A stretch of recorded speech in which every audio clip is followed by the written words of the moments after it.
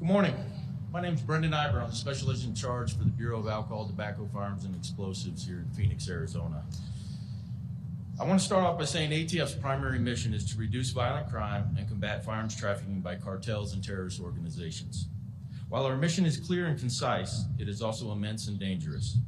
ATF partners with the U.S. Attorney's Office, Homeland Security Investigations, Customs and Border Protection, and the FBI and other state, county, and local law enforcement partners. We do this to prevent Mexican cartels and terrorist organizations from acquiring illegal firearms whose criminal activities put American lives in danger. Cartels rely on specific firearms to facilitate, expand, and protect their criminal enterprise. Over the past 4 years, cartels have infiltrated the United States through the southern border and are operating within our communities. These cartels have established and expanded their networks throughout the United States to carry out their illicit activities such as fentanyl trafficking, human smuggling.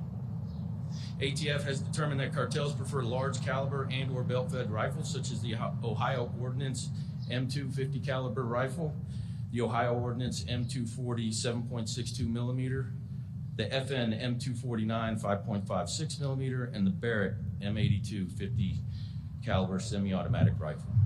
These cartels and terrorist organizations are often responsible for the most heinous violent crimes affecting the communities and neighborhoods of the United States. Under President Trump and Attorney General Bondi's leadership, and since January 20th of this year, ATF has prevented nearly 9,700 firearms from falling into the hands of dangerous criminals or terrorists.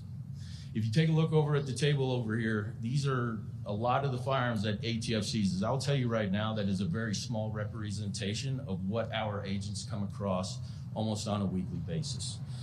And I'll also say, since the announcement from Attorney General Bondi earlier in the week of the 9,700 firearms, I will tell you here in Arizona alone, that number is now up to 11,000.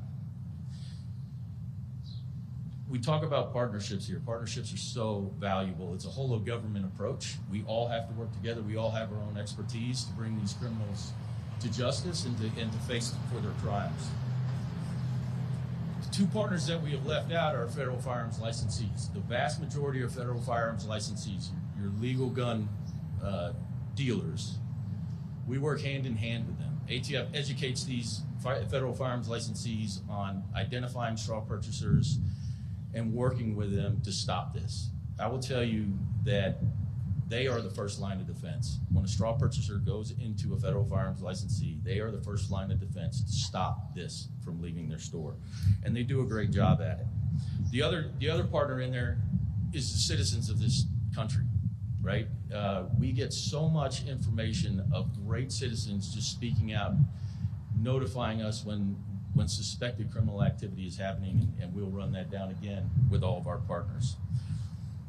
The bottom line is this: American citizens aren't used to violence. They really aren't. Nobody wakes up in the morning wanting to feel unsafe in their homes. They don't want to feel unsafe taking their kids to school. They don't want to feel unsafe going to the grocery store to buy a gallon of milk.